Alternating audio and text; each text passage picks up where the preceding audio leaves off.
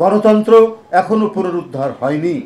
আমাদের সেই গণতন্ত্রকে পুনরুদ্ধারের জন্য আরও আমাদেরকে হয়তো বিপদ সংকুল পথ অতিক্রম করতে হবে এবং এই কারণে আমাদের দলের সকল পর্যায়ের নেতাকর্মী এবং জাতীয়তাবাদী শক্তি তারা প্রস্তুত। আমাদের অবাধ সুষ্ঠু নির্বাচন এখনো নিশ্চিত হয়নি। নানা ধরনের আমরা চক্রান্তের কথা শুনি, নানা ধরনের মাস্টার প্ল্যানের কথা শুনি। সবাই দলের সিনিয়র যুগ্ম মহাসচিব তিনি সঞ্চালনা করেন। আচ্ছা, বাংলাদেশ জাতীয়তাবাদী দল বিএনপির ৪৭তম প্রতিষ্ঠাবার্ষিকী কর্মসূচি প্রণয়নের জন্য এই সভা অনুষ্ঠিত হয়। যথাযোগ্য মর্যাদায় প্রতিষ্ঠাবার্ষিকী পালনের জন্য সভায় সর্বসম্মতিক্রমে নিম্নলিখিত কর্মসূচি এখন আপনাদের সামনে পাঠ করে শোনানো সহ আরও রাজনৈতিক বক্তব্য দেবেন।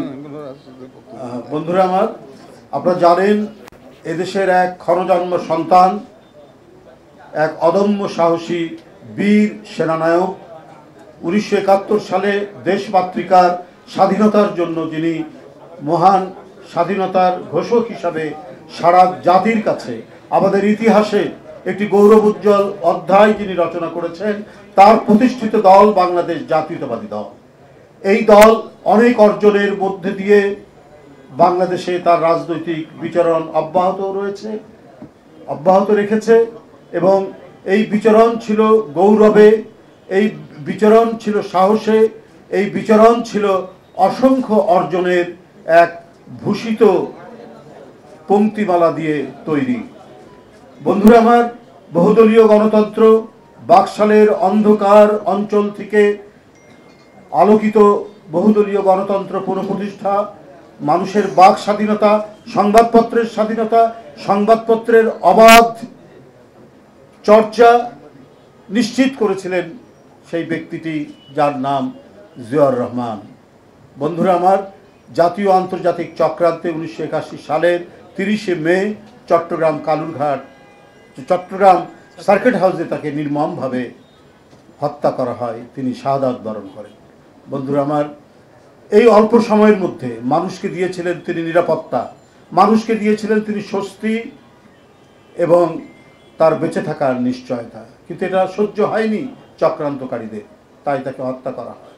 এরপরে তার সুযোগ্যা সহধর্মিণী দেশনেত্রী বেগম খালেদা জিয়া তার প্রদর্শিত পথ এবং তার যে রেখে যাওয়া পতাকা, সেই পতাকা হাতে ধারণ করে তিনি সেই বহুদলীয় গণতন্ত্রকে আবার হোসেন মোহাম্মদ এরশাদের সেই গণতন্ত্র হত্যার প্রচেষ্টার মধ্যে নতুন করে পুনরুজ্জীবিত করেছিলেন। ৯ বছরের এক অসীম সাহসী সংগ্রামের মধ্যে দিয়ে তিনি আবার গণতন্ত্র প্রতিষ্ঠা করেছেন। বন্ধুরা আমার, এই পথ বেয়েই দেশ এগিয়ে যাচ্ছিল, কিন্তু আমরা বলেছি বারবার সাম্রাজ্য আধিপত্যবাদী শকুনিরা খুবলে খাওয়ার চেষ্টা করেছে এই দেশের মানচিত্রকে, এই দেশকে।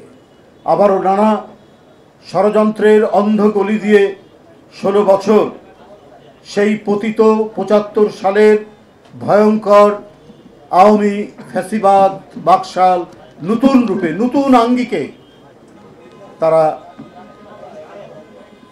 অধিষ্ঠান হয় বাংলাদেশের রাষ্ট্র ক্ষমতায় এবং তারপরে চলেছে এই দেশ এক দুর্বিষহ দুঃশাসন, গুপ্ত হত্যা, বিরোধী রাজনীতিকে চিরতরে ধ্বংস করা, সংবাদপত্রকে চিরতরে পদদলিত করা এবং মুক্ত পথ এবং মতের রাজনীতিকে নিঃশেষ করার প্রচেষ্টা চালিয়েছে। এরপরে ছাত্র জনতার আন্দোলনের মধ্যে দিয়ে যে আন্দোলনের পটভূমি রচনা করেছিলেন, যে আন্দোলনকে সুসংগঠিত করেছেন, তাদেরই সুযোগ্য জ্যেষ্ঠ পুত্র বিএনপির ভারপ্রাপ্ত চেয়ারম্যান জনাব তারেক রহমান। আমাদের এখনও কাজ শেষ হয়ে যায়নি, গণতন্ত্র এখনও পুনরুদ্ধার হয়নি। আমাদের সেই গণতন্ত্রকে পুনরুদ্ধারের জন্য আরও আমাদেরকে হয়তো বিপদ সংকুল পথ অতিক্রম করতে হবে এবং এই কারণে আমাদের দলের সকল পর্যায়ের নেতাকর্মী এবং জাতীয়তাবাদী শক্তি তারা প্রস্তুত। আমাদের অবাধ সুষ্ঠু নির্বাচন এখনো নিশ্চিত হয়নি। নানা ধরনের আমরা চক্রান্তের কথা শুনি, নানা ধরনের মাস্টার প্ল্যানের কথা শুনি।